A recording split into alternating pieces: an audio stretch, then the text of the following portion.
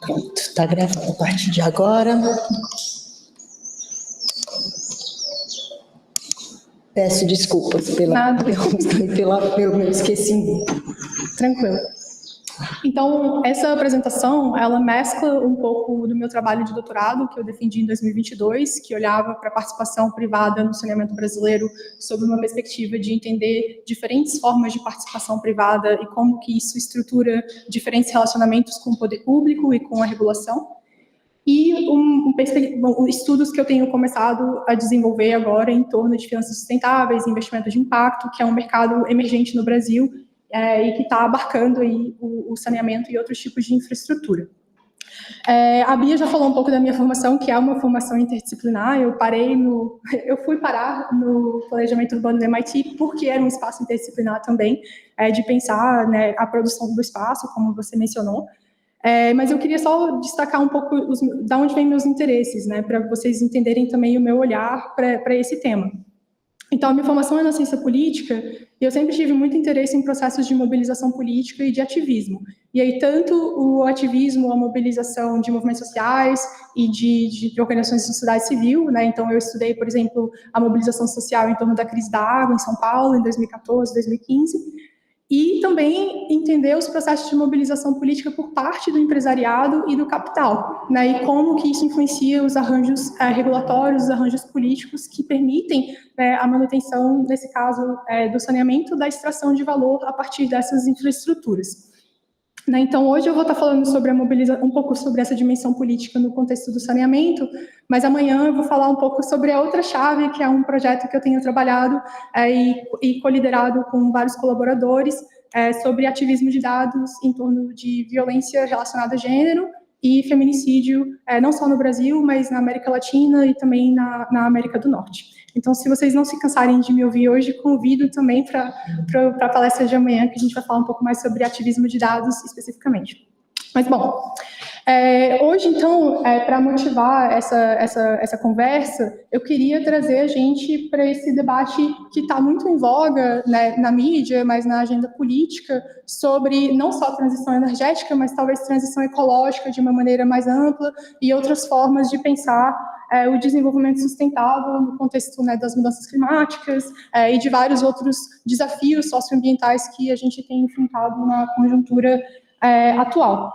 Então, o Brasil, eu não sei se vocês têm acompanhado, mas na COP28, né, na Conferência das Partes, ano passado, o Brasil lançou um plano de transição ecológica, esse é o nome, que é um pacote de iniciativas políticas que estão centradas em 3 áreas: a sustentabilidade ambiental, o emprego e a produtividade e a justiça social. Né? E o ministro da Fazenda, o Fernando Haddad, quando ele apresentou esse plano na COP, quando ele introduziu o plano, ele colocou o plano não só como uma plataforma para investimentos sustentáveis, mas também uma proposta do Sul Global para uma nova globalização. Aí uma globalização que seria ambientalmente sustentável, socialmente inclusiva, mas que também reformularia os fluxos financeiros globais. Então, tem uma promessa bastante grande, ancorada, até uma promessa geopolítica no posicionamento do Brasil, né, em discussões globais, que faz parte da formulação desse plano de transição ecológica.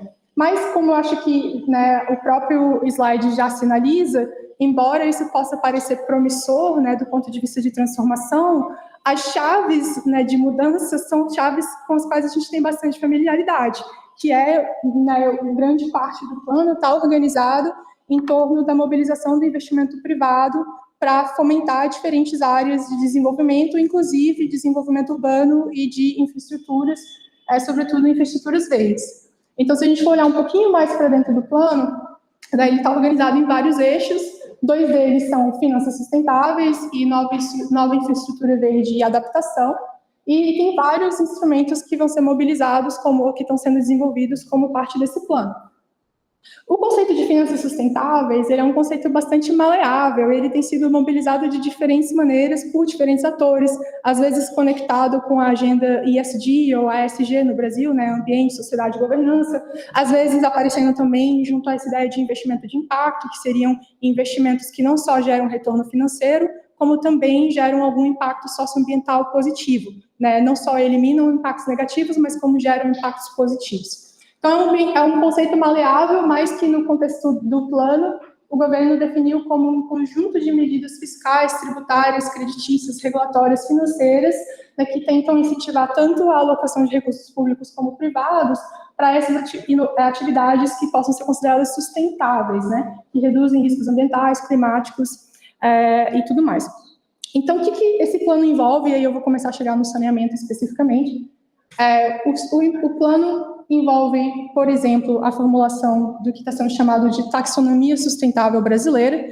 Isso segue o movimento que a gente já viu na União Europeia e outros países da América Latina, na própria China, de tentar criar uma linguagem comum para falar de determinadas atividades e defini-las como sustentáveis. Então, tipo, eu, como investidor, poderia ir para essa taxonomia e dizer, eu quero investir nisso, e isso é considerado sustentável pela taxonomia do governo, etc. Então, é uma maneira de facilitar a alocação de investimentos e o desenvolvimento de atividades que possam ser consideradas sustentáveis.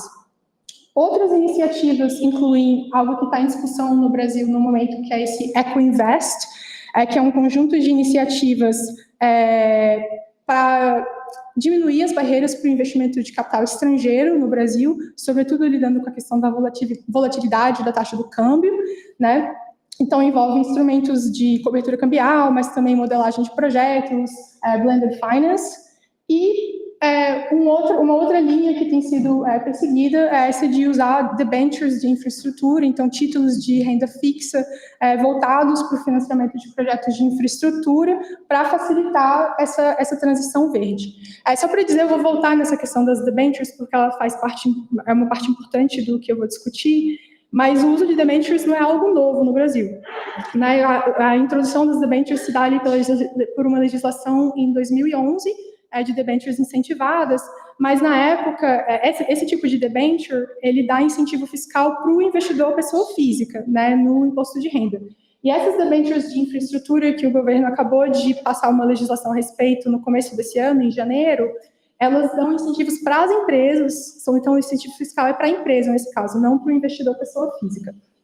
Né? E o foco aqui, como eu falei, é também facilitar o desenvolvimento dessas infraestruturas verdes e descarbonizar a economia brasileira.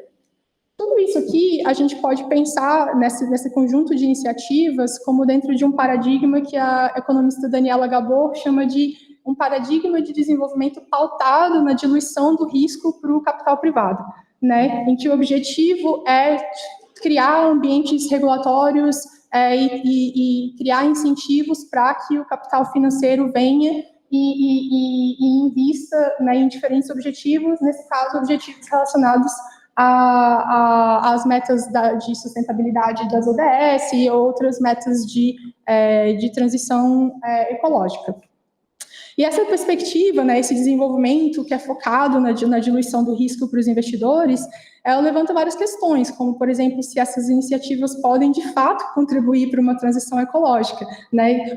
Embora o Plano do Brasil procure promover essa sustentabilidade ambiental, né, ele tem o risco de também priorizar os interesses do capital financeiro em detrimento das necessidades e das preocupações sociais, ecológicas mais amplas e, potencialmente, também reforçar desigualdades, que a gente já viu isso também no contexto histórico da participação privada, não só no Brasil, como em outros contextos.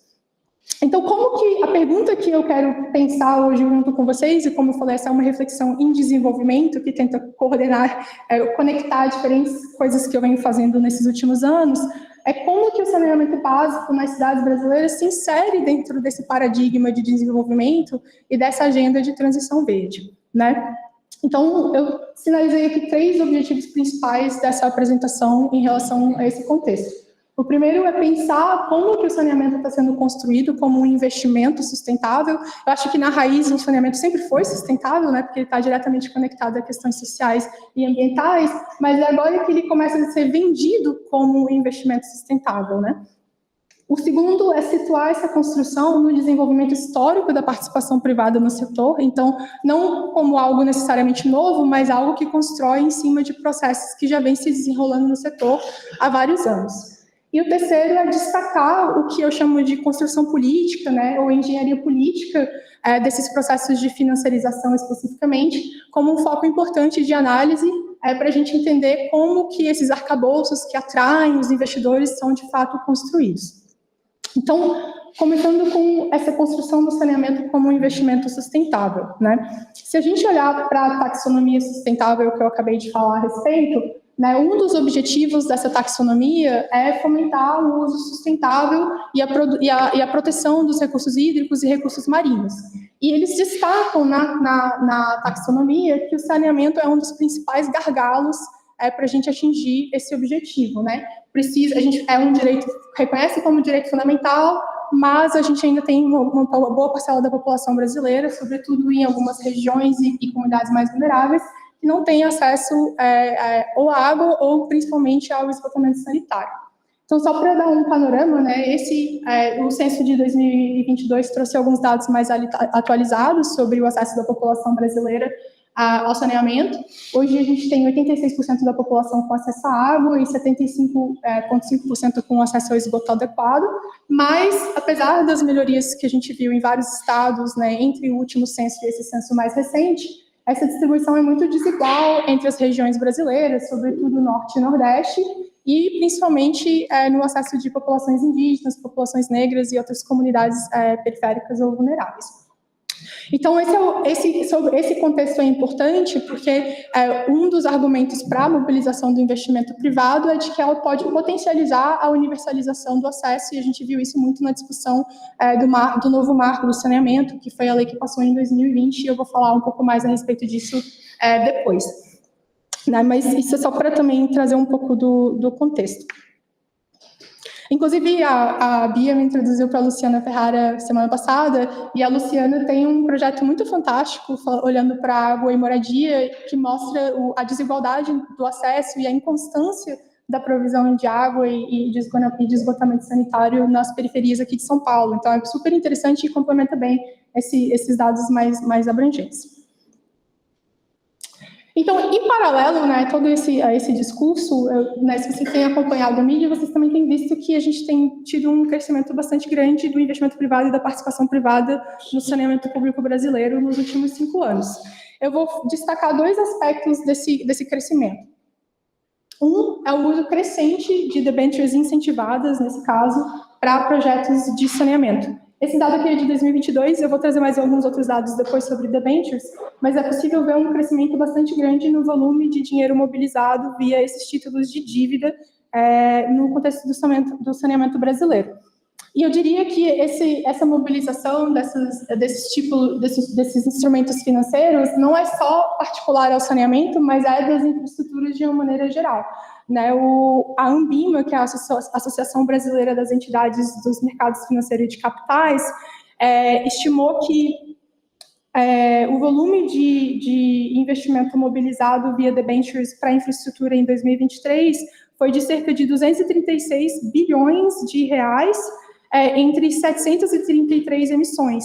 E essas debêntures já se tornaram um dos principais mecanismos de mobilização de investimento para projetos de infraestrutura no Brasil.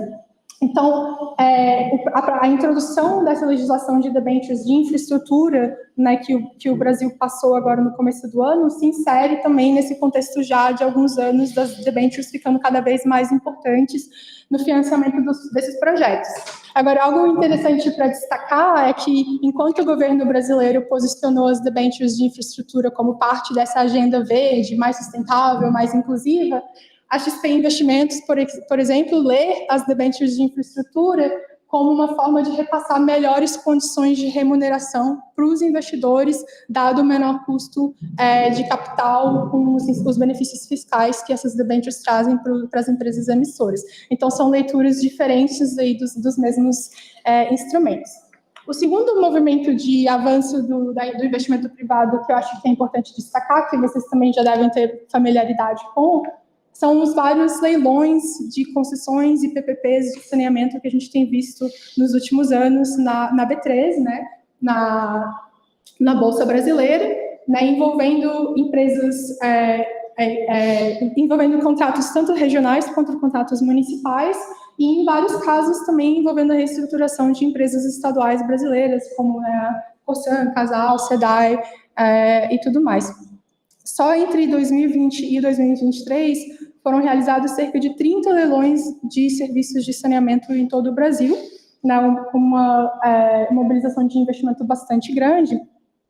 E esse processo, né, eu mapeei um pouco usando alguns dados da Abicom que eu estou tentando atualizar. A gente vê que ele adiciona um processo que já vem crescente de participação privada via contratos de PPP e de concessão no Brasil desde a década de 90. Né, tem uma certa flutuação ao longo do tempo, mas uma continuidade também, e nos últimos anos a gente vê essa ascensão bastante constante no número de concessões e PPPs que tem surgido no espaço do saneamento brasileiro. Agora, uma questão que eu acho importante de colocar é que a narrativa sobre esses processos de crescimento do investimento privado no Brasil, nos últimos 5 anos, é sempre muito associada à passagem do novo marco do saneamento, como algo que o governo Bolsonaro, na época, passou e conseguiu, a partir disso, alavancar investimento para o saneamento no Brasil. Mas eu acho que essa narrativa, né, de que tudo começa com o marco do saneamento, ela meio que esconde as transformações que vêm acontecendo no setor historicamente. Então, aí o meu ponto é sobre a questão histórica ganhando uma dimensão relevante. Né, elas meio que colocam a carroça na frente dos bois, eu diria, né, porque esse crescimento da participação privada recente, ele se ancora em mudanças na estrutura de capital de empresas privadas que vem acontecendo no Brasil desde 2017, e que eu acho que tem uma relevância importante para a gente entender todo esse movimento que está acontecendo recentemente.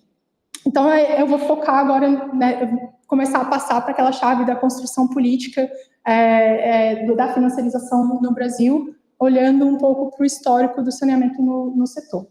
Isso para dizer, por exemplo, que quando a gente olha para o processo do novo marco do saneamento, o processo de discussão da reforma, não foi um processo fácil passar essa reforma. Tanto o governo Temer quanto o governo Bolsonaro sofreram derrotas importantes no contexto das medidas provisórias. 2 medidas provisórias não passaram, teve uma mobilização social muito grande.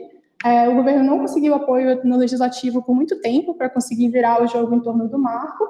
E houve necessidade de um processo de mobilização política empresarial também muito significativo em coalizão com o mercado financeiro para eventualmente virar o jogo e fazer com que esse marco passasse, né?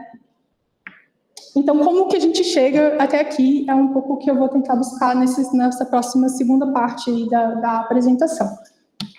Então, para começar, aqui, essa parte, ela constrói, de fato, em cima da minha pesquisa de doutorado.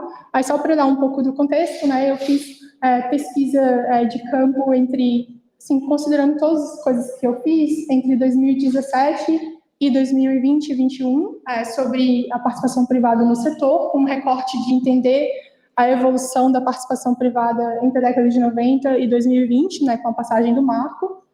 Eu construí uma base de dados sobre contatos público-privados e suas relações políticas, que informou bastante do que eu fiz. Essa base agora eu estou no processo de atualizar em relação a esses novos contratos que têm surgido nos últimos anos. E eu foquei em estudos de caso comparativos das maiores companhias privadas do setor, que são, no caso, a Igal Saneamento, a BRK Ambiental, a EGEA e a Águas do Brasil. Né, então, esses são alguns dos espaços que eu mobilizei, com análise documental, com trabalho de campo e também com 87 entrevistas de profundidade com diversos atores do setor. Então, o que eu acho importante de trazer do contexto histórico para a gente entender esses movimentos recentes? Se a gente olhar qual que era o contexto da participação privada no Brasil, no saneamento, em 2019, né, que é esse quadro aqui, a gente tinha 4 empresas, essas que eu acabei de nominar, que controlavam praticamente 75% dos contratos público-privados entre PPPs e concessões. Né? Só que essas empresas, elas foram fundadas, em sua maioria, por grandes grupos de construção, né, grupos de construção familiares, que têm presença de longa data aí na história do desenvolvimento de infraestruturas no Brasil. Né? Algumas delas, por exemplo, a Odebrecht, desde a década de 40, participando desse processo de desenvolvimento de infraestruturas urbanas e em relações muito próximas com o Estado. Né? Como vocês devem saber também, a maior parte dessas empresas, em geral, né, ou pelo menos algumas delas foram bastante afetadas pela Lava Jato, né, pelo escândalo de corrupção que meio que toma o Brasil a partir de 2014, e nesse processo elas foram, a Bia estuda bastante esse processo também, foram levadas a vender diversos ativos, e nisso venderam ativos de saneamento. Né, e essa saída das construtoras é que propicia a entrada de investidores financeiros, como a Brookfield, no caso a Brookfield Business Partners, que é uma empresa de private equity ligada a um grande asset manager canadense, uma grande gestora de ativos canadense, e também, no caso, o private equity brasileiro, também via IG4 Capital, que comprou a Cabe Ambiental, e estruturou a companhia em torno de fundos de investimento que são geridos por essa companhia de private equity, né? E a entrada desses investidores, então, ela reestrutura a participação privada no Brasil, né? 3 das principais companhias privadas, elas passam a ter investidores financeiros importantes, entre fundos de private equity e fundos de pensão, outros fundos soberanos, como o Fundo Soberano de Singapura, que é um dos investidores da Aegea, né? E para conectar isso com a discussão que eu vim fazendo das finanças sustentáveis, essas empresas, essas 3 grandes empresas, têm sido uma das principais inovadoras no sentido de construir o saneamento como um investimento sustentável. Então, a Iguá, por exemplo, foi a primeira a emitir um título verde na América Latina para financiar a infraestrutura hídrica. A BRK chamou o título dela de azul, né, tipo uma blue bond nesse caso, né? E essas empresas, então, tem puxado essa fronteira, né, de mobilizar outros instrumentos financeiros para financiar o saneamento, e já são uma parte importante do volume total de investimento que é mobilizado via esses títulos de dívida. Então, em dados mais recentes do NINT, que é uma consultoria de ESG, foram mobilizados 24,8 bilhões de reais em debêntures consideradas sustentáveis entre 2019 e 2024, e 75% desse volume de investimento foi via títulos emitidos por essas 3 companhias que se reconfiguraram aí no contexto pós-Lava Jato via participação dos investidores financeiros. Então, traçando essa trajetória, né, eu queria puxar como que a política importa nesse processo de reestruturação do capital dessas companhias e de reforma do marco legal do saneamento, propiciando esse novo volume de investimentos no setor.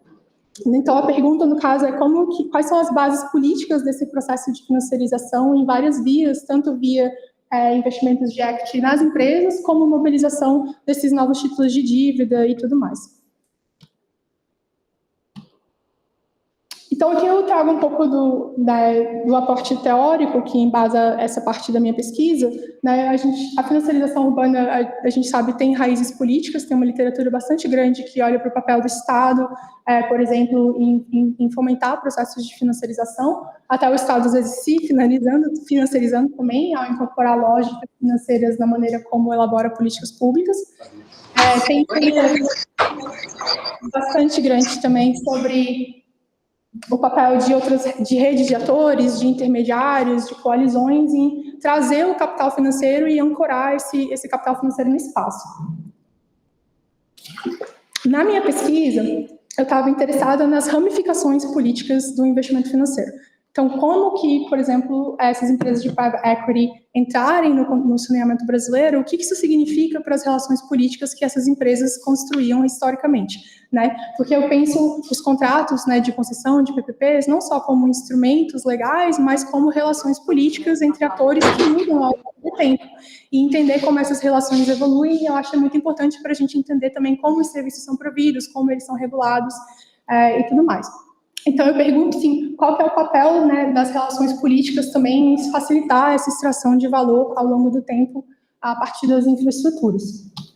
E eu me apoio em 3 insights assim, de diferentes literaturas. Uma é a ideia de que ativos que são ativos de infraestrutura, né, quando eles são construídos como ativos, eles não têm nenhum valor que é inerente, nem que é estável ao longo do tempo, né? Esse valor precisa ser mantido, ele precisa ser construído e precisa ser mantido. O segundo é de que a ideia da Eve Chiapello de que você financiarizar algo requer bastante trabalho. Você tem que mobilizar diferentes processos para que você consiga extrair valor de um determinado ativo ou de um determinado espaço. E o terceiro, que daí conecta um pouco mais com literatura que a gente chama de business politics, ou business power, né, do poder empresarial, é a ideia de que os atores financeiros eles podem criar as condições político-regulatórias para a sua própria reprodução. E a ideia aqui, né, de que, por exemplo, a própria literatura de financiarização urbana ressalta bastante o papel do Estado e de outros atores, e às vezes os atores financeiros eles vão para o background, assim, né, eles perdem uma certa agência política nesse processo, eles ficam meio que à espera de outras pessoas criarem as condições necessárias para que eles possam investir. E no caso da minha pesquisa, eu tento mostrar como os atores financeiros são agentes políticos nesses espaços e estão ativamente reconstruindo institucionalmente a provisão de serviços urbanos de infraestrutura.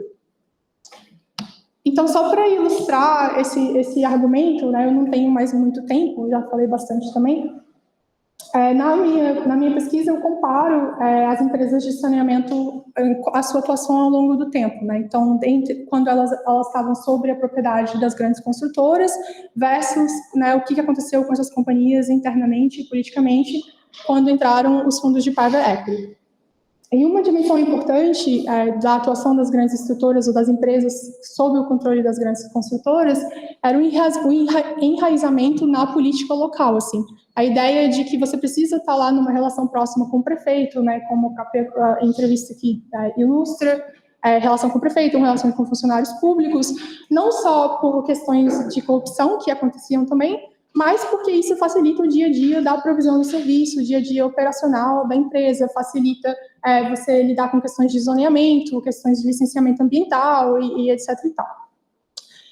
Essa perspectiva política, de relacionamento político, eu argumento na tese e no artigo que eu vou compartilhar em seguida, muda bastante sobre o capital financeiro. Com a entrada dos investidores financeiros, houve um movimento de tentar se distanciar da política local, aí tanto por preocupações que surgiram no contexto da Lava Jato, desses investidores não quererem estar ali, se pegar numa relação potencialmente corrupta, mas também porque havia uma preocupação muito grande com a fragmentação regulatória do saneamento brasileiro, com o fato de que você tem várias agências reguladoras, a participação privada ela se desenvolveu muito no nível municipal, né? Hoje a gente tem visto arranjos mais regionais, mas em geral os contratos eram contratos municipais. Né? Então, por exemplo, um gestor financeiro que eu entrevistei fala desse medo de ter que negociar ali prefeito a prefeito, é muito trabalho, né? Você tem que fazer esse trabalho cotidiano, essa relação política cotidiana. E essa questão regulatória, essa busca de mudar as relações políticas, ela se manifesta também no processo de mobilização política em torno da reforma do marco do saneamento. Né? Uma das demandas que o setor privado colocou bastante fortemente foi de você padronizar a regulação, as normas de regulação, de alguma forma, trazer, de uma certa forma, uma padronização para essas normas regulatórias no nível nacional, que aí também se configurou num papel para a Agência Nacional de Águas dentro da regulação do saneamento. Que mesmo que a agência não vá regular diretamente, ela teria um papel no desenvolvimento de normas que valem para o setor como um todo. Além disso, né, houve uma mobilização muito forte em torno de outros aspectos, a própria abertura do mercado e confrontar o poder, ou talvez... enfim, o espaço que as empresas estaduais têm no saneamento brasileiro historicamente, desde a Constituição do Planasa, na década de 60. Né? E eu não vou falar muito sobre isso, mas eu acho importante de trazer, num outro capítulo da tese, eu olho especificamente para o processo de mobilização política do capital privado em torno da reforma do marco ao longo de 4 anos, tentando traçar como que eles foram lidando, por exemplo, com as derrotas das medidas provisórias, quais foram as estratégias de mobilização política, e eu acho importante destacar alguns aspectos desses caminhos políticos que foram traçados. Então, por exemplo, houve uma participação muito forte na definição de agenda, de uma certa forma, então, do próprio conteúdo da reforma foi pautado por muitas ideias que surgiram da ABCOM e de outros atores do setor. Na ABCOM, a Associação Privada de Companhias Associação das Companhias Privadas de Saneamento. Houve um processo muito grande de incidência política e mobilização de meios de comunicação, desde o nível local até o nível nacional, tentando inserir a pauta do saneamento nas mídias locais, pressionar os políticos locais, nesse caso, foi uma outra forma de aproximação, talvez, e também de trazer dados de uma maneira bastante digerível assim, para os legisladores. Né? Então, tipo, eles distribuíam vários desses panfletos e tentavam mostrar mesmo como é a situação do saneamento no seu estado e tal. Teve uma preocupação muito grande de trabalhar com os dados e ativar o próprio Trata Brasil como um produtor neutro de dados sobre o setor para embasar os argumentos que o setor privado vinha mobilizando. E um outro aspecto importante disso foi essa aliança, o que eu chamo de aliança com o mercado financeiro mais amplo, né, que um dos lobistas que eu entrevistei fala que eles perceberam que o caminho era ir buscar os caras que jogavam na bolsa. Né, eles que iam colocar mais pressão ainda em cima dos legisladores, e aí isso a gente vê tanto no movimento que o mercado financeiro fez em torno das discussões, tipo, sobretudo quando começa a se discutir o PL 3261, que vira PL 4162, sobretudo aqui a gente vê nas ações da Sabesp um interesse muito grande do mercado financeiro na discussão da reforma, e isso era tanto, tipo, então eles estavam pressionando tanto indiretamente via esse movimento das ações das companhias estaduais que estão listadas na Bolsa, como também foram no Congresso, bateram de porta em porta, participaram ativamente das comissões, participaram em alguns casos até com mais espaço do que outros atores nas discussões da reforma.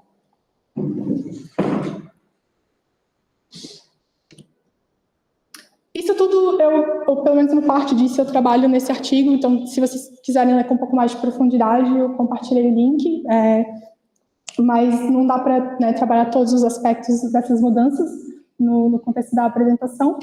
Mas o que eu queria puxar aqui para concluir e aí trazer um espaço de discussão, né, é que eu tenho tentado pensar assim, como que a gente olha analiticamente para essa questão das finanças sustentáveis, a construção do saneamento como um investimento sustentável, sem desconsiderar esse histórico, né, que de uma certa forma permite que o saneamento seja construído como um investimento sustentável. Então, isso que eu acho que eu queria trazer para a gente discutir, né, a importância de situar esses novos movimentos do capital e a própria agenda de sustentabilidade dentro do desenvolvimento histórico de diferentes setores, né, de diferentes áreas da produção urbana. E atentar especificamente para a construção política como uma forma de politizar as finanças. E o que eu quero dizer com isso? Quem tem familiaridade com o debate sobre financiarização tem um argumento muito forte de que financiarizar é uma forma de despolitizar, de que você retira determinados investimentos, determinadas políticas públicas, outros espaços do espaço de discussão pública, e isso vira um espaço privado, você tem mais dificuldade de acesso à informação, tem várias questões que entram nessa ideia de despolitização.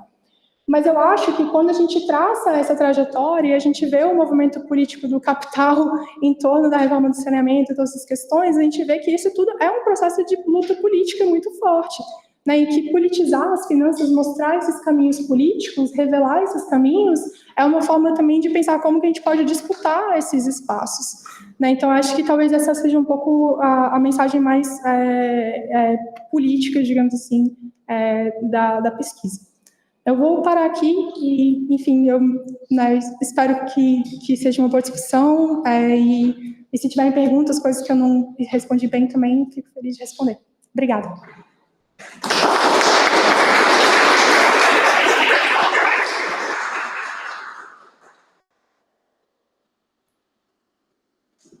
Será que volta lá para clicar o primeiro? A gente abre, né, sim. Eu vou tirar aqui a apresentação, porque aí a gente colocar a tela do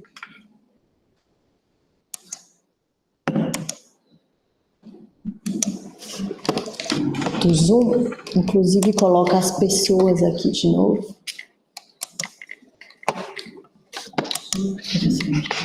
Ainda está em construção. Acho que algumas pessoas já saíram. Então, gente, agradecer mais uma vez, acho que que a palestra abre para alguns temas, algumas discussões bastante importantes. Saudar o professor André, que chegou depois, e passar a palavra para a professora Luciana. Na sequência, a gente vê se a Isadora já responde ou se a gente abre para a audiência, para a gente ter o debate. Eu mesmo já tenho minhas perguntinhas aqui. E na sequência também fica, acho que algumas pessoas já saíram, quem quiser também perguntar, que esteja acompanhando pelo link, a gente passa a palavra. Então, mais uma vez, agradeço à professora Luciana, um prazer enorme estar aqui, te escutar nesse debate. Então, a palavra está com você. Bom, eu que agradeço e vou, enfim, vou tentar puxar aqui para uma discussão que eu acho muito relevante, inclusive para os alunos, para a formação mesmo da gente, do conhecimento sobre a infraestrutura, né? Foi muito interessante, parabéns. Está meio apertadinho aqui, vou ficar um pouquinho mais para cá. É muito interessante a pesquisa, eu acho que a tua base de dados é muito interessante, eu fiquei imaginando como foram as suas 87 entrevistas, que devem ter sido, de fato, alguma coisa muito, muito relevante. Eu quero partir do resultado de uma delas, se é que eu entendi bem, que foi uma das últimas, né?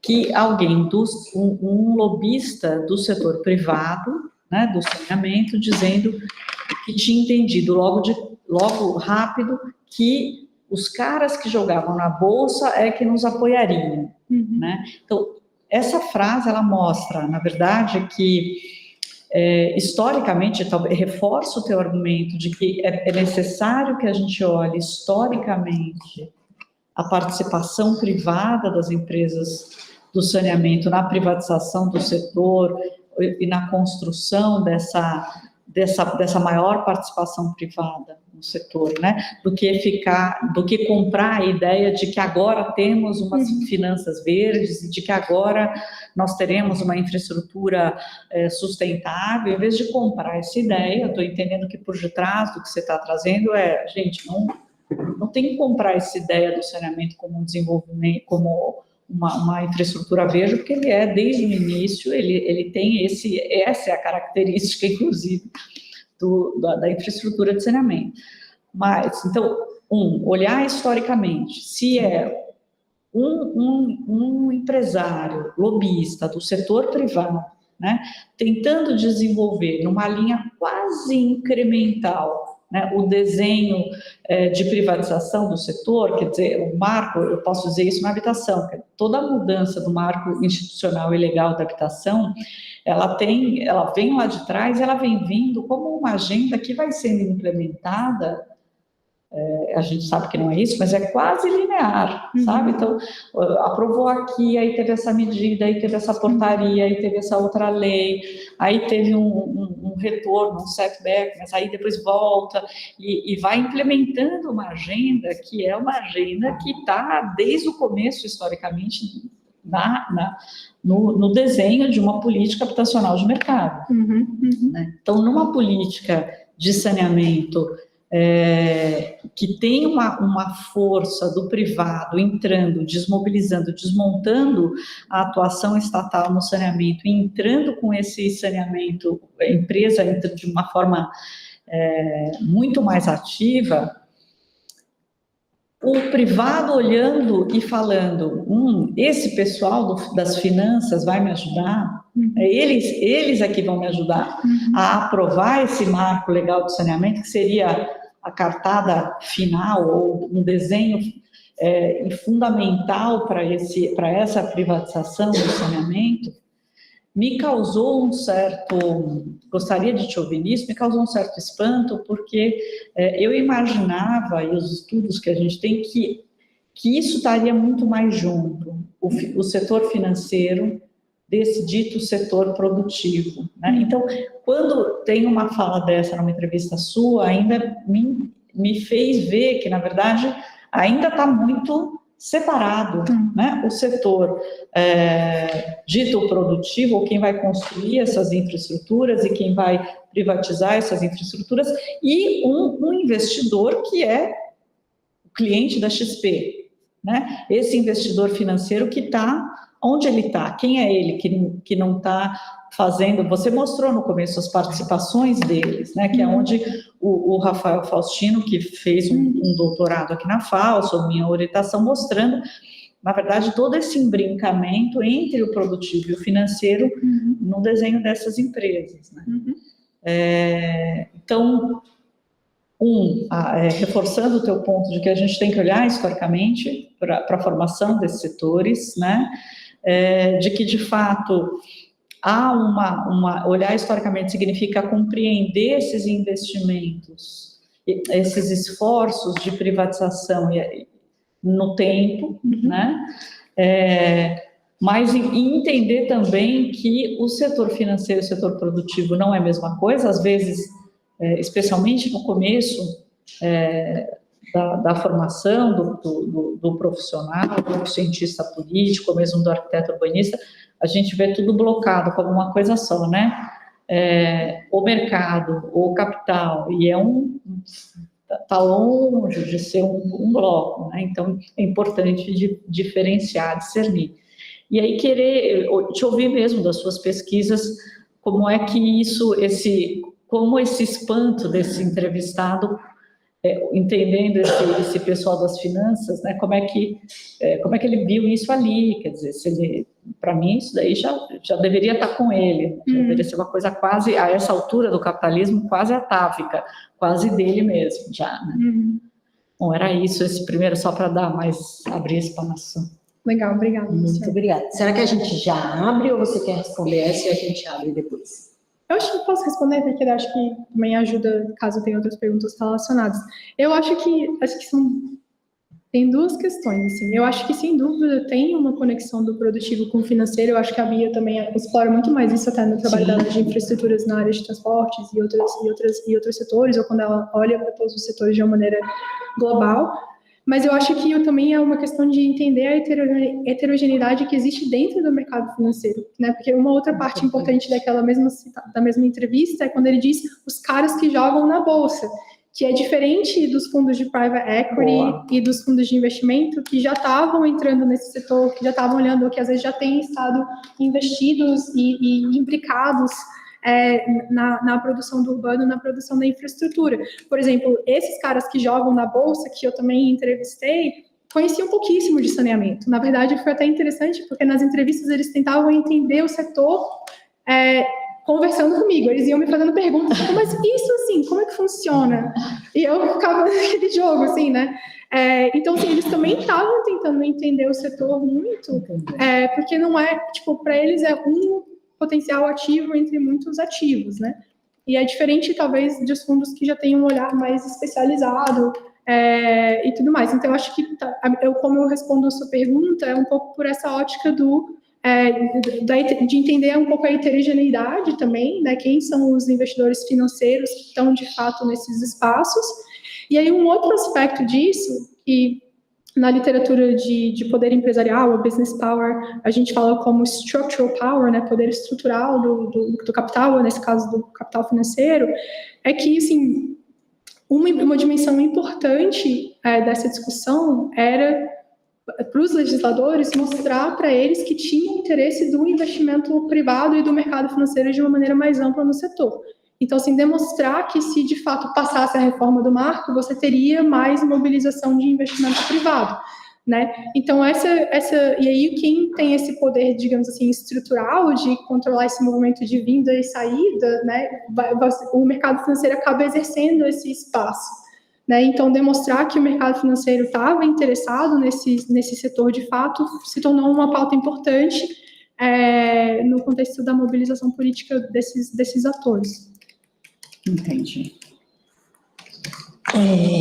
Eu vou abrir agora a palavra, estou aqui. Acho que tem uma pergunta. Tem no chat? O Marcos fez algumas perguntas, acho que foi mais umas duas. E acho que a gente podia, estou vendo agora também a Renata aqui, ótima, a Renata que é uma super especialista no tema de saneamento, então super bom também recebê-la. A gente podia ler as mensagens deles, mas abrir para uma primeira rodada de questões, acho que também é uma conversa, de explorar diálogos possíveis também, então, não sei, vamos abrir e junto com ela a gente traz as questões do Marcos? Disponibilizar novamente o slide com que... Pode subir, acho que sobe um pouco, né? Eu acho que é só uma, né? Tem mais para baixo, eu posso ler? Pergunta: qual, na sua avaliação, é o papel das outorgas prévias para convencer prefeitos e governadores? Como é o caso da modelagem feita pelo BNDES? O BNDES, neste setor, foi capturado pelos interesses privados? Daí ele continua: quanto das debêntures incentivadas foi usado para financiar outorgas prévias? O total dos investimentos previstos para 35 anos nos casos do Amapá, Alagoas e Rio chega a 45 bilhões, e as outorgas montam a 30 bilhões, 29 bilhões. É razoável considerar outorga como investimento em saneamento? E daí ele finaliza com: como vê a porta giratória no saneamento? Gerson Helmo, ex-presidente da ANA e da Sabesp, é conselheiro da IMA, e Antônio Candido, ex-deputado federal, é conselheiro da AEGES. A EGE. Sim, tá, legal. Tá pedindo para disponibilizar o QR Code? Deixa eu... Isso, para voltar lá no slide do QR Code.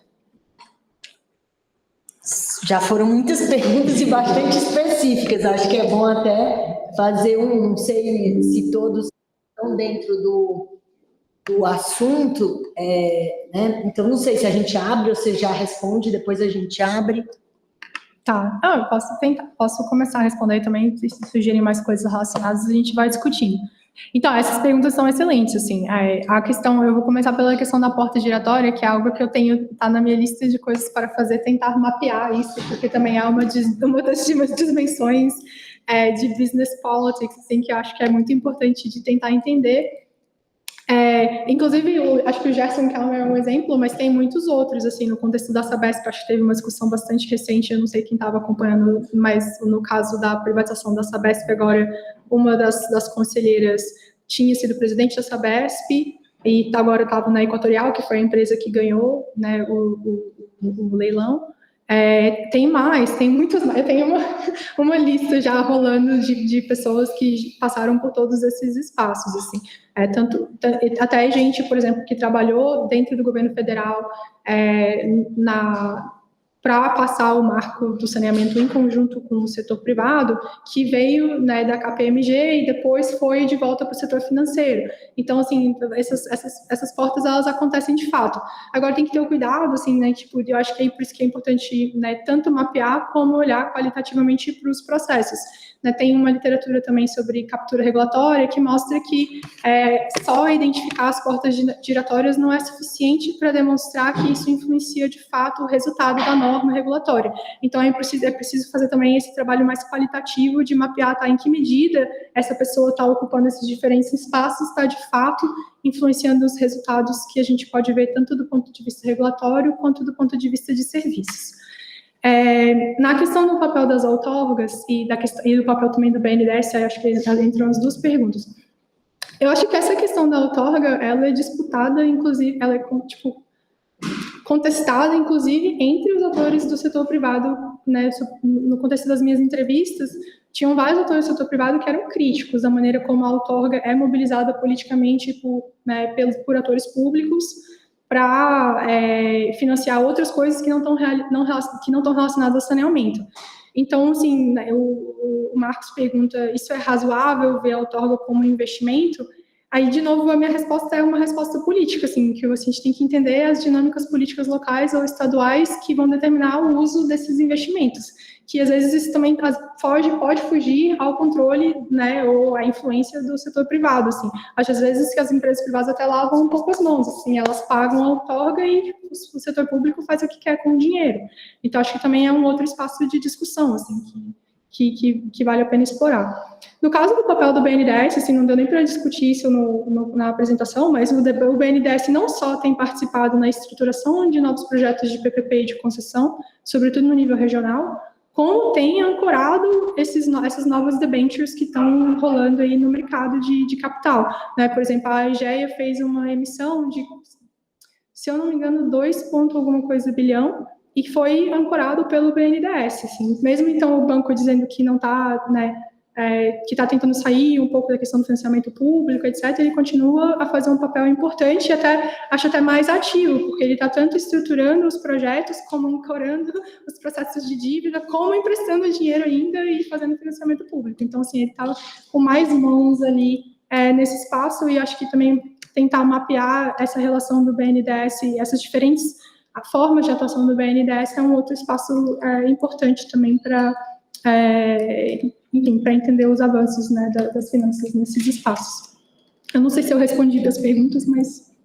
E aí o Marcos, se ele quiser, ele complementa na sequência. O Marcos também tem acompanhado vários desses processos diretamente, então até ele conhece mais.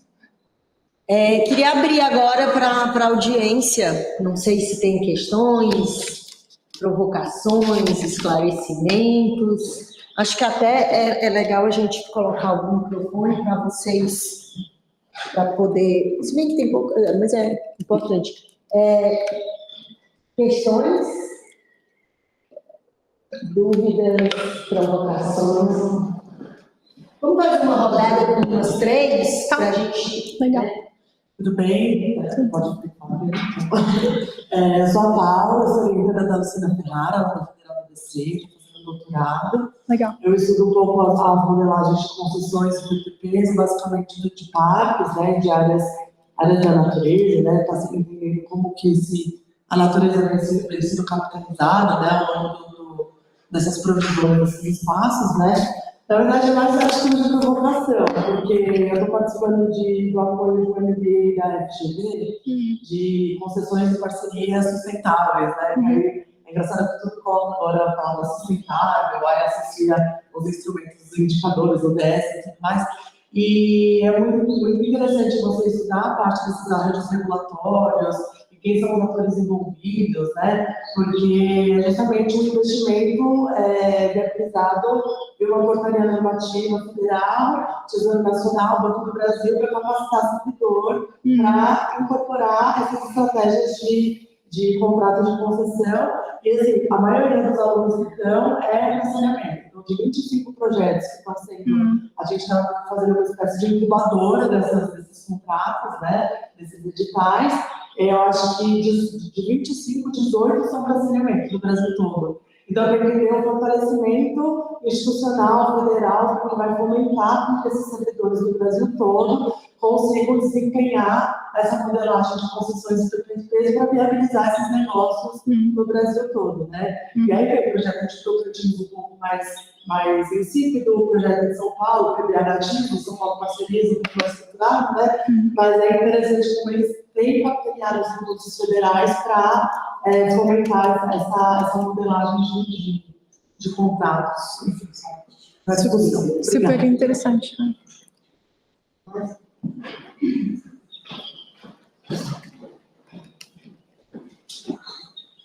Bom, boa tarde.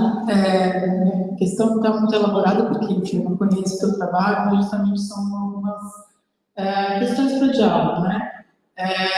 Qual o seu nome? É Renata Moreira. Renata, tá. Sou professora da Universidade Federal do ABC. Durante 2005 a 2008, eu estudei uma certa profundidade aí, saneamento em São Paulo, e o começo, né, dessa transição, dessa abertura na bolsa, etc. E justamente por essa experiência de pesquisa, para mim ficou muito claro como que, para estudar esse setor, tem um entrelaçamento de 3 eixos, né, históricos, que são importantes pensar que é questão econômica, todos os aspectos normativos que vão se transformando, mas também o eixo tecnológico, né? As transformações tecnológicas que iam acontecendo no setor, que iam sendo necessárias no setor para atender um serviço de saneamento, né? Ao mesmo tempo, no desenvolvimento mais recente das pesquisas, eu vejo cada vez mais se abrindo mão de entender os aspectos tecnológicos, né? Mas, por outro lado, eu também entendo que essa abertura ao capital privado, à inserção privada, de uma certa forma, um interesse e uma necessidade real de inovação tecnológica, né? Porque tem processos engessados dentro das empresas estatais, e tem mesmo normativas técnicas, né, que impedem determinados cruzamentos de escopo, que é onde podem surgir as inovações. Então, eu queria entender um pouco de que forma você abordou esse eixo tecnológico e como é que você acha que, se de alguma forma, ele explica esse momento, né, de abertura. Minha hipótese é de que isso é necessário, e nesse senso comum que a gente tem, vai privatizar e depois volta porque se mostra ineficiente, mas nesse processo algumas inovações acontecem e permanecem, né? Um pouco, eu acho, realmente vai ser um ciclo curto, mas ele vai voltar com transformações do ponto de vista tecnológico acontecendo. Quando você fala de tecnologia, você está pensando, por exemplo, em questões operacionais? Questões operacionais, principalmente o que eu vejo assim, facilitar é justamente o cruzamento de escopo. Então, aproveitamento de resíduos do esgotamento para uso energético, cruzamento com escopo de resíduos sólidos, essa ampliação mesmo de escopo, que no modelo tradicional de empresas estatais é muito mais fechado, né? É água, esgoto, então para abrir para drenagem e tudo mais. Então, essa abertura para o capital privado vai permitir uma bagunça, até pela bagunça regulatória que se mantém, que pode até gerar alguns processos de eficiência. Mas é que entender como que você abordou o eixo tecnológico. Obrigada.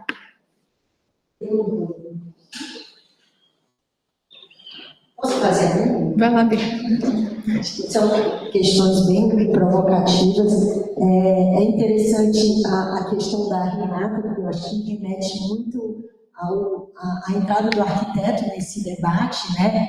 Esse olhar de canteiro, da operação imediata, e, portanto, eu acho que essa interdisciplinariedade aqui é bastante potente. Eu queria dialogar com a tua provocação final, né?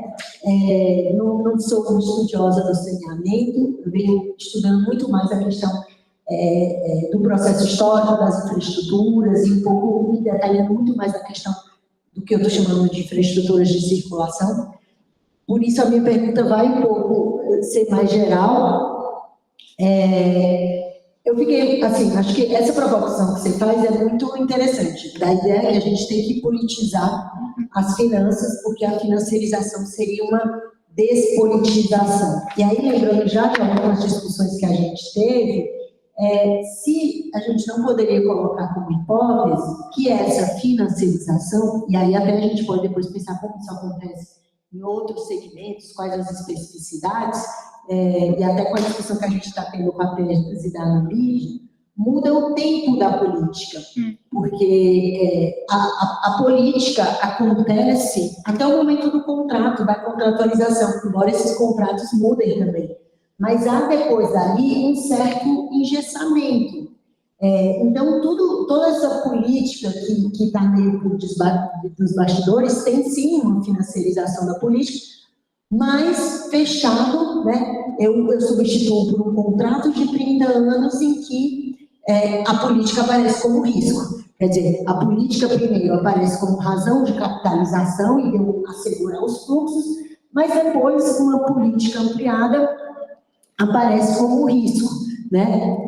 Então, é uma reflexão nesse sentido para a gente pensar, e acho que talvez um movimento que seja geral, né? Não é particular do setor. E aí, um pouco nesse sentido de trazer um debate super específico para uma discussão geral, me chamou a atenção o quão concentrado está o saneamento, né? E de como todo o discurso que era para ampliar a competitividade já vai se mostrando, vários autores já têm pontuado isso, e até no discurso desses gestores, eles falam que o mercado precisa se consolidar. Consolidar significa concentrar. Então, quanto mais concentrado, porque ele já está consolidado. E com isso a gente vê esse movimento, eu tenho acompanhado muito a questão da mobilidade e tal, e as estradas acontece a mesma coisa, 3 empresas têm 40%, 50% de todas as estradas no Brasil. Em São Paulo a gente chegou a uma situação que uma única empresa tem 30% da rede.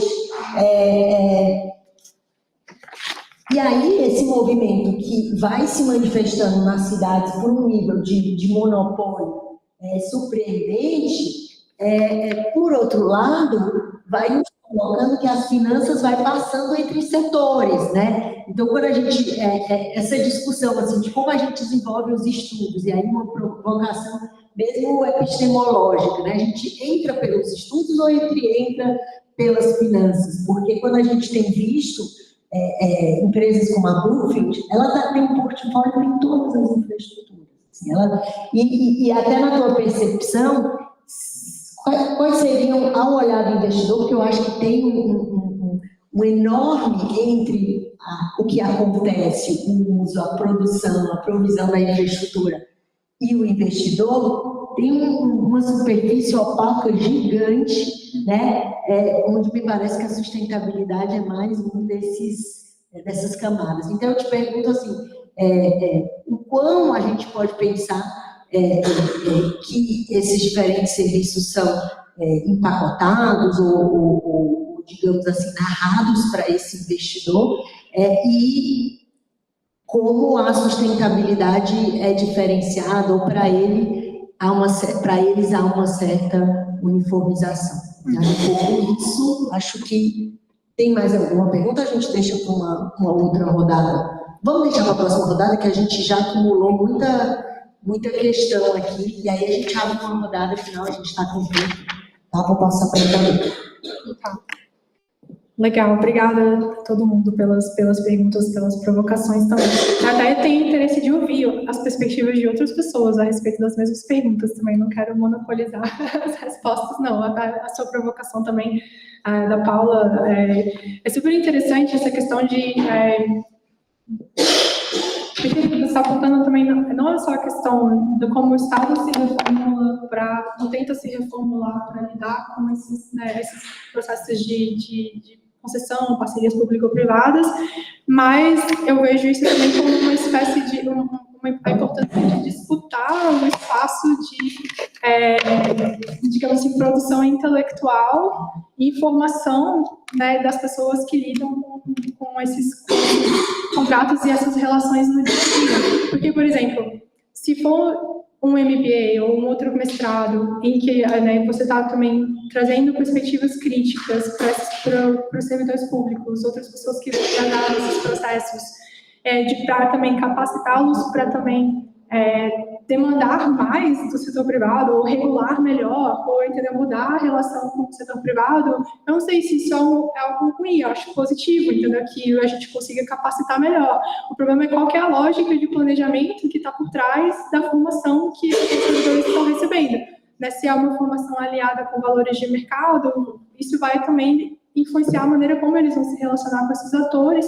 Né? E eu acho que talvez isso aqui seja uma coisa importante de pensar. Quais são as lógicas de planejamento que estão informando essas relações e a formação dos servidores públicos. Eu digo isso porque uma das coisas também que a gente vê muito no caso do investimento privado, especificamente em área de saneamento, como eu falei, que é muito fragmentado, tem todo tipo de município nesse espaço. Né? Tem municípios que talvez tenham um pouco mais de capacidade estatal e capacidade regulatória, e tem municípios que têm menos. E aí, assim, eu lembro de fatos, assim, que, tipo, um município, ou até o Estado tentava implementar uma regulação da companhia, né, do contrato, multar a companhia de alguma forma, e eram, tipo, 3 servidores trabalhando nisso. No dia seguinte, tinham 20 advogados de São Paulo da companhia que chegavam lá no município para disputar aquela regulamentação. Então, assim, você tem uma simetria muito grande, né? Então, assim, eu acho que formar os servidores é muito importante, mas também pensar quais são as lógicas que estão, né, que estão influenciando essa formação.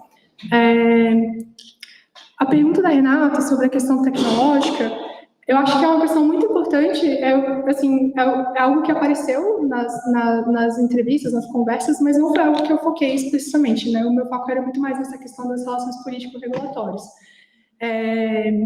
Mas eu posso falar um pouco sobre essa dimensão, no sentido, né, que eu não sei se foi exatamente nesse sentido que você estava sugerindo, mas me pareceu que você estava pensando que talvez, às vezes, a necessidade de inovar ou de trazer mudanças tecnológicas para o setor também pode puxar o movimento de financiarização ou de buscar novos tipos de investidores, né? Eu acho que, assim, o movimento de tentar inovar, acho que acontece no cotidiano das empresas. Eu acho que as empresas sobre as grandes construtoras também estavam tentando fazer esse movimento de inovação tecnológica, mas eu acho que era uma abordagem diferente do que aconteceu sobre o investimento dos atores financeiros. Para explicar, assim, as construtoras, assim, acho que até meio óbvio dizer, tinham um viés bastante grande de engenharia e de construção. E uma das coisas que eu trabalho nesse artigo, uma das grandes mudanças em termos de como essas companhias operam, foi tirar esse olhar de engenharia. E até buscar novas tecnologias que diminuam os custos de produção da infraestrutura e focar muito mais na operação do serviço em si. Então, e aí, quais foram as mudanças em termos tecnológicos que apareciam? Por exemplo, ao invés de tentar fazer uma grande estação de tratamento, buscar algo que fosse menor e talvez mais modular, que pudesse ser construído ao longo do tempo, com outros tipos de materiais, para diminuir o custo de construção.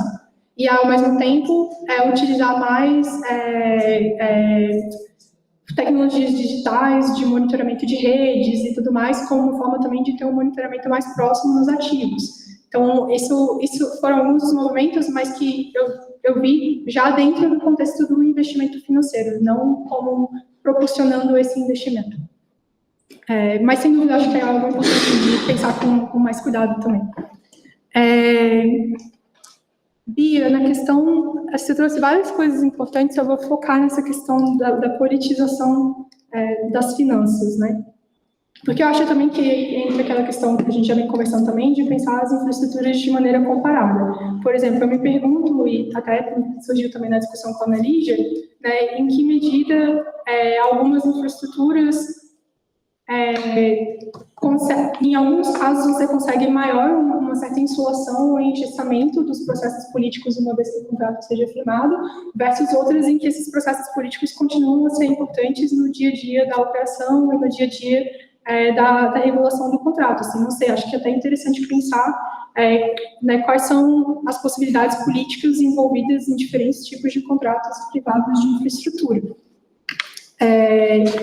E aí, nessa questão do tempo da política e tal, é até interessante, né, você falar da questão do engessamento, porque a própria Ana Lígia mencionou na nossa conversa ontem algo que sempre também surgiu nas minhas entrevistas, que é a questão do ciclo político e como o ciclo político mata muitos projetos. E eu acho, assim, um dos meus argumentos, assim, né, nessa questão da politização, é que às vezes a gente esquece da importância do ciclo político como um espaço de disputa desses contratos. E que talvez seja algo que possa ser mobilizado mais, entendeu? Como uma maneira de trazer atenção para essas questões, assim. Mas claro que isso também requer planejamento do ponto de vista da mobilização política. Assim, eu não acho que 2 meses antes da eleição que você vai conseguir fazer um debate aguerrido sobre esses contratos. Eu acho que tem que fazer parte da pauta.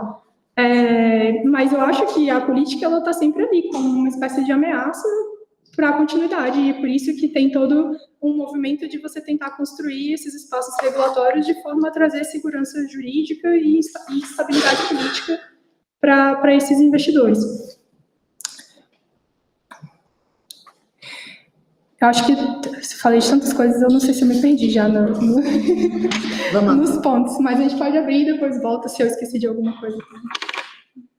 Bruno, você quer falar? A gente abre aqui a última rodada E aí vocês fiquem bem à vontade, até para réplicas técnicas. Boa tarde a todos. Primeiro eu queria agradecer e parabenizar a Isadora, que foi muito boa a apresentação, bem instigante. Bom, eu sou Bruno, sou pesquisador de pós-doutorado na UFABC, sou supervisão do professor Jean.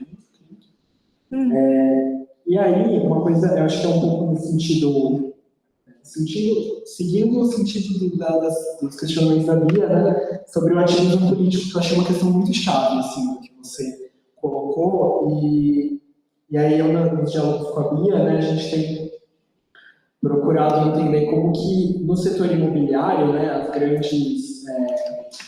grandes mobilizações patronais, né, a ABRAINC, a Associação Brasileira de Incorporadoras, a Secov, a Sindifom, tem incorporado as questões da pauta ESG, né?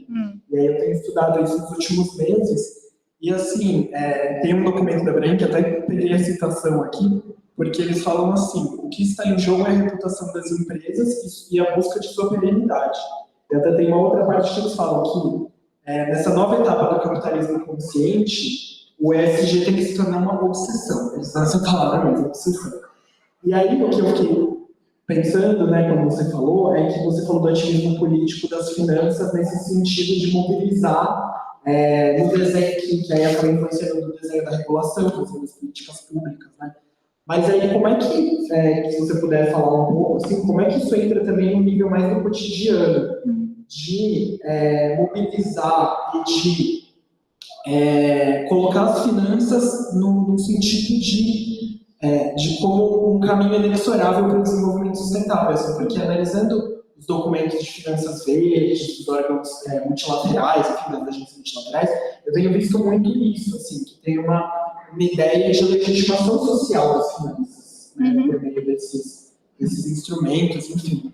E aí, até quando a gente olha, por exemplo, para as incorporadoras brasileiras, né, até tem um sentido, né, de que dialogar com o capital financeiro internacional, então, por meio dos reportes de sustentabilidade, das métricas, de entrar nos índices internacionais de sustentabilidade, mas tem um nível de dialogar com o imediato da produção e do cotidiano de onde essas empresas atuam. Porque, por exemplo, tem algumas incorporadoras aqui em São Paulo que agora colocam painéis, que aí, nesses painéis, indicam assim, quantas horas de curso foram dadas para os trabalhadores, quanto de emprego gerou, quanto de resíduo foi reciclado naquele canteiro, naquela obra.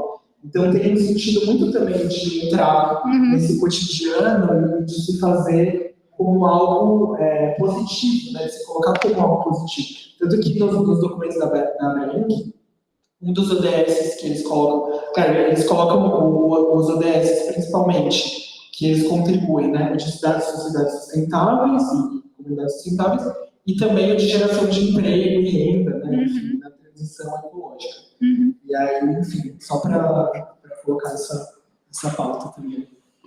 Legal. Mais questões?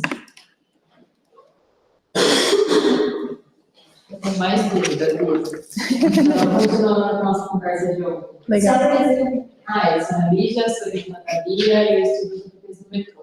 São Paulo, a gente tem uma conversa na minha pesquisa, então vou continuar minhas dúvidas aqui. Legal.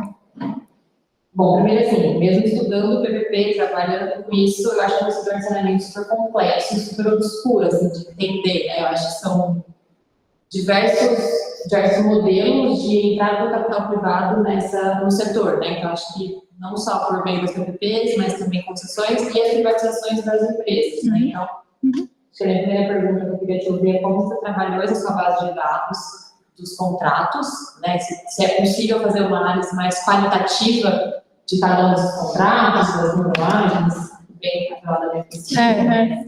Como você trabalhou isso com essa base de dados? E aí, de alguém um pouco que a Paula colocou, e a minha trouxe da gestão desses contratos, e eu queria entender se você... Primeiro, eu queria perguntar como é que você vê o papel da Agência Nacional de Águas como regulador, né, desse setor, que eu acho que é muito diferente do metrô, por exemplo. A gente não tem um órgão regulador ali para atuar. E eu acho que também colocar a gestão de contratos deveria ser uma agenda de pesquisa e de inovação, assim, da academia. Eu acho que a gente tem passado por uma etapa de administrações públicas muito pouco capacitadas para gerir esse contrato, que estão terceirizando gestão desses contratos, porque não dão conta, não tem capacidade técnica para isso. E eu acho que vem muito nesse sentido, até do que a Paula comentou e tal. E contratos que, por mais que eles sejam incompletos e tenham essa questão de possibilidade de aditivos, de equilíbrios, eles são muito robustos no sentido de gestão de riscos e, como a Bia falou, a política ela tem um risco nesse contrato e ela está muito bem precificada. Né? Então, qualquer sentido, qualquer momento dissonante assim, na próxima gestão, que é compra, que queira lutar contra esse contrato, vai sair muito mais caro para o Estado. Né? Então, como que a gente poderia pensar essa questão da gestão, dos contratos, como uma agenda de pesquisa também, um pouco também no sentido que a gente conversou ontem. Por que a gente está pesquisando isso? Qual é a intenção da pesquisa, né? Qual vai ser no futuro? Sim.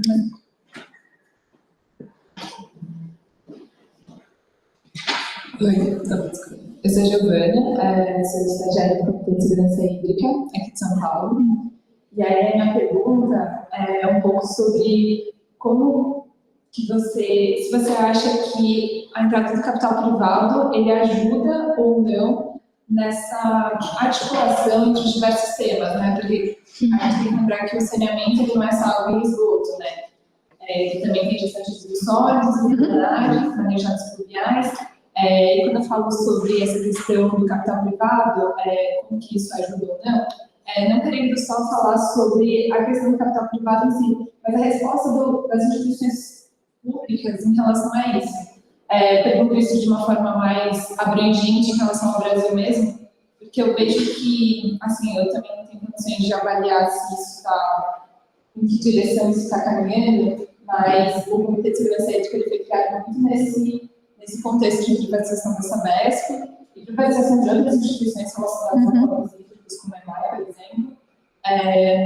Então, eu percebo que está tendo um maior enriquecimento das instituições políticas para monitoramento e regulação dessas empresas, dessas prestadoras, mas eu não sei que caminho que a gente está indo, na verdade, né, para maior integração, ou na verdade não, maior distanciamento, porque assim, acho que eu sinto que essa Sabesp está cada vez mais distante do compromisso dela como servidora de água e esgoto, enfim, isso. Super bom ter uma audiência qualificada, né? Acho que o debate flui muito bem. Agradeço a presença de todos. Posso fazer? Tá, legal. Eu tenho assim, menos respostas concretas e mais pensar em conjunto, eu acho, com essas perguntas. Bruno, eu acho super interessante seu trabalho, eu também quero saber mais e acompanhar nessa questão da pauta ESG. Uma das matérias que eu dou aula lá na Queen Mary chama Sustainable Finance, e essa pauta, e como as empresas estão incorporando a pauta ESG, como isso está se traduzindo em métricas, é uma das questões que a gente discute com os alunos. Então, por isso também seria bem legal continuar em diálogo, porque eu acho que vai ser interessante acompanhar seu trabalho, até porque, de fato, isso está entrando com uma questão de reputação, de legitimação do capital.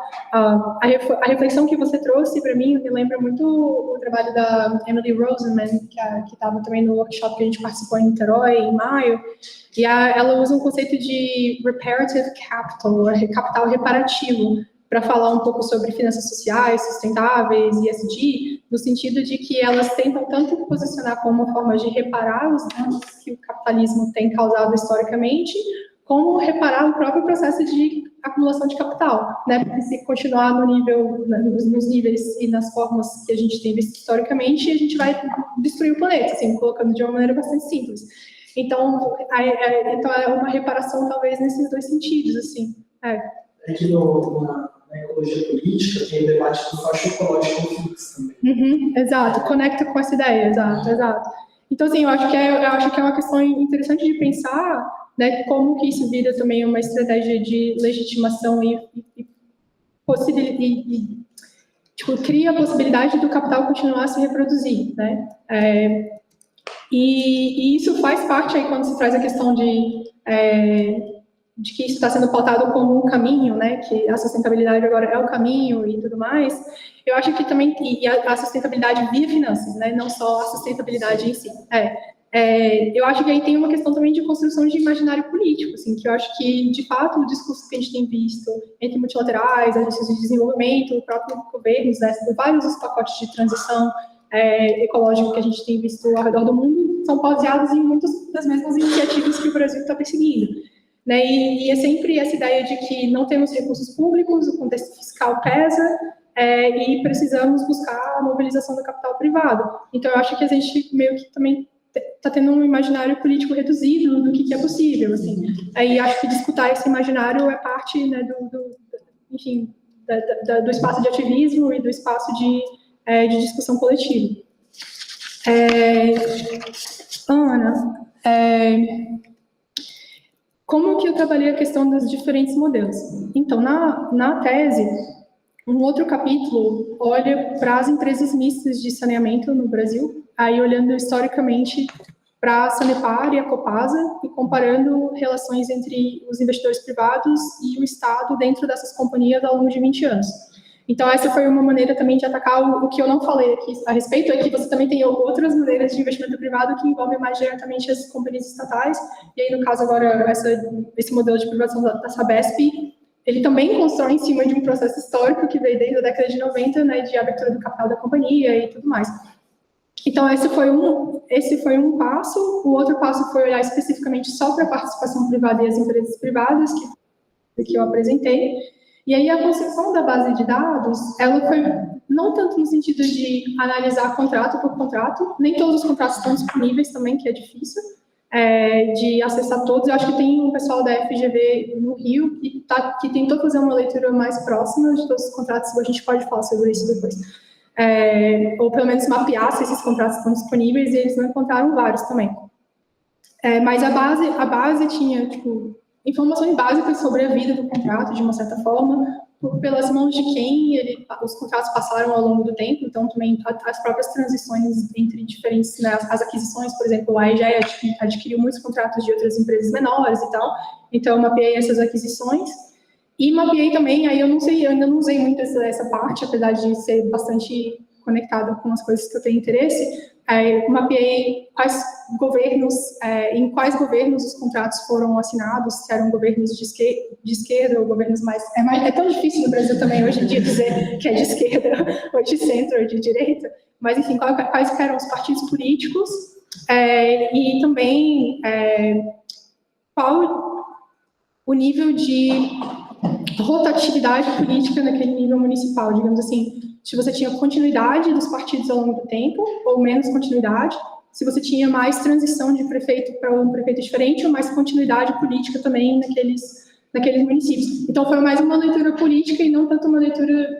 que é mais, acho que é que você está fazendo, que é uma leitura mais dos contratos em si, né, como um instrumento legal. Mas eu tenho vários contratos salvos, e se você quiser pensar como que a gente pode olhar comparativamente para a análise deles, acho que pode ser uma coisa interessante de ver também. A questão do papel da Ana, eu acho que, assim, teoricamente, eu não acho que é ruim, e eu acho até que tem movimento, quando eu me lembro da discussão na época da reforma do marco legal, até os movimentos sociais, eles começaram também a enxergar a possibilidade de um papel para a Ana como algo potencialmente positivo, assim, não foi algo que foi totalmente disputado. Mas a questão é como que se dá a construção dessa agência, né, tanto internamente, né, pelas lógicas de planejamento que vão se inserir ali dentro da burocracia, quais são os temas que vão ser pautados, quem vai pautar esses temas, e assim, eu acho que na Constituição da ANA, assim, isso é observação, não estou falando, né, de uma pesquisa mais robusta, porque eu acho que foi algo que começou a acontecer um pouco depois de eu ter finalizado um pouco a pesquisa. Mas a Bicom e as empresas privadas estavam muito próximas da constituição da agência, inclusive, pensando na pergunta do Marcos das portas giratórias, a Cristiane, que foi a primeira presidente da ANA, né, depois da passagem do Marco, agora é presidente da Bicom, que é a Associação das Empresas Privadas. Então, assim, tipo, eles tiveram, talvez, acho que uma ingerência bastante razoável ali no processo de constituição. Agora, como que isso está se dando, eu não posso dizer, assim, mas acho que vai ser interessante de observar. E, Giovana, Eu acho que essa pergunta também é uma pergunta empírica. Assim, eu não tenho uma resposta. Assim, eu acho que é algo também que precisa ser olhado. Assim, em que medida, de fato, isso, até essas empresas estarem trazendo essa agenda de sustentabilidade, tentando colocar o saneamento como um investimento sustentável, em que medida isso pode trazer uma visão mais integrada dos recursos hídricos e do saneamento básico como política, né? Que às vezes no Brasil você tem uma bifurcação também do tratamento dessas políticas. Não sei, eu acho que é algo que também precisa ser investigado. Tá? Não, mas é uma pergunta que eu tenho. Não sei se a gente abre para mais uma rodada ou a gente... Ele está falando que eu acabei de falar, da Cristiane, que virou presidente da APCOM. Aí ele também falou outra coisa aqui, que é o novo diretor institucional da empresa vencedora do leilão da Corsan, não é nada mais, nada menos que o ex-procurador-geral do Ministério Público do Rio Grande do Sul, Fabiano Dallazen. Então, a gente parabeniza e coloca aí a importância, né, e ele como membro do Observatório Nacional dos Direitos de Água, direitos à água e ao saneamento. Temos mais perguntas, já estamos aqui quase com 2 horas, não sei se tem mais alguma observação. Eu queria falar um pouquinho. Queria continuar o debate sobre a contratualização, né? A discussão, mas eu queria saber como é que isso apareceu na sua pesquisa, né? A discussão da contratualização, justamente pegando um argumento que a Bia levantou, como uma forma de expurgar o risco político, né? A contratualização como uma forma de garantir salvaguardas públicas, por um outro lado, né? Em contextos em que você tenha, na verdade, uma disputa ou,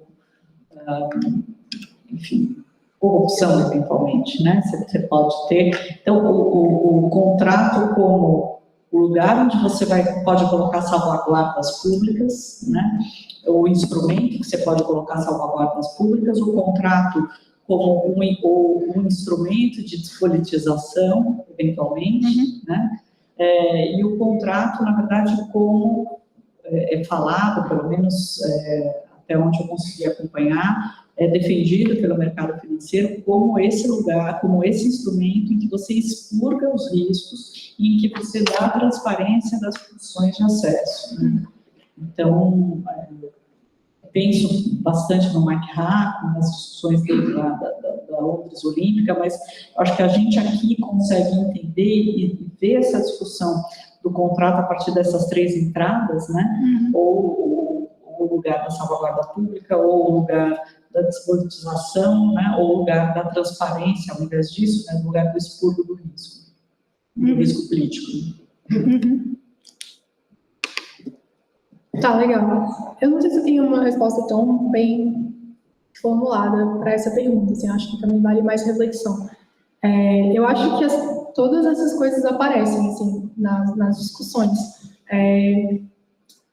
Até quando você olha para alguns estudos que foram feitos aí, são estudos mais na década de 2000, assim, dos primeiros contratos de saneamento, privados de saneamento, tinha uma variação muito grande na matriz de risco, na forma como os riscos eram alocados, entre diferentes contratos, até contratos da mesma companhia privada com diferentes municípios. Por isso que, para mim, de volta, essa questão da relação política ser muito importante e também de entender quem que está do lado do Estado e da burocracia na questão do planejamento, né, e como que eles estabelecem essa relação.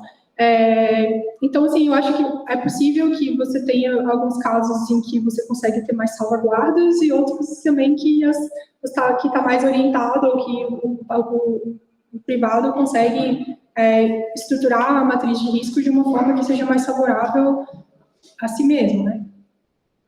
Mas eu acho que o contrato ele continua sendo um instrumento político, não um instrumento de despolitização.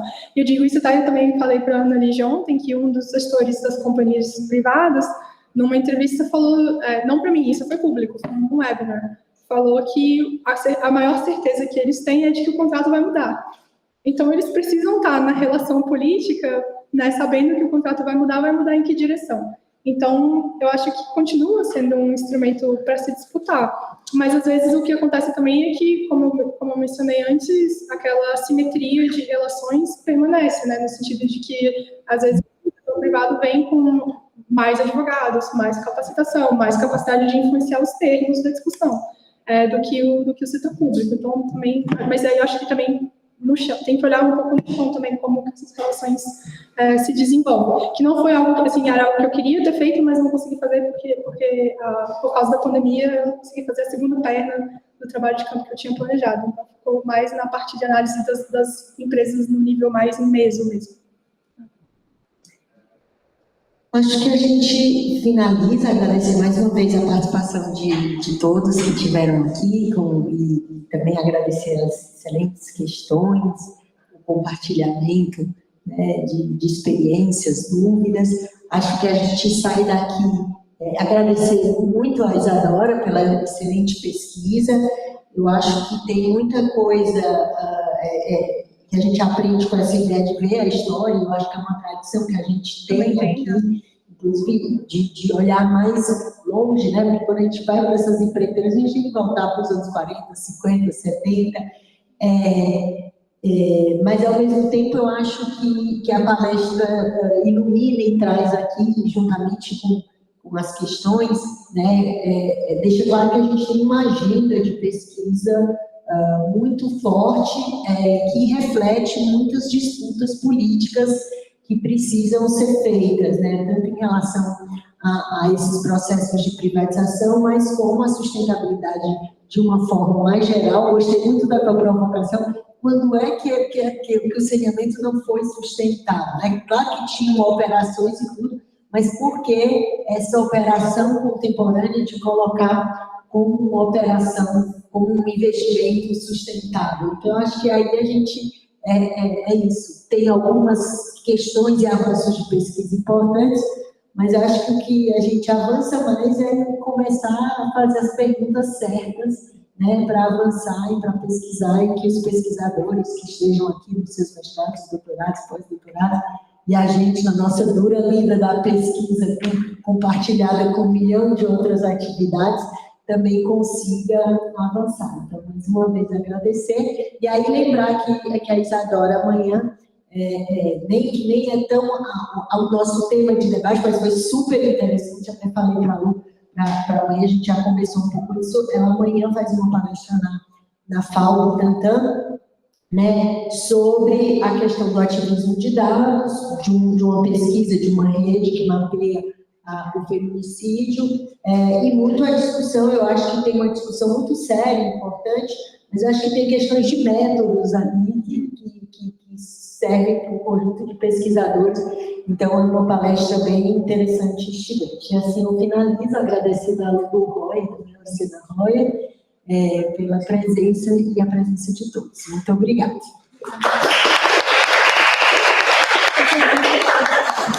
Vou parar de gravar. Obrigada. Não.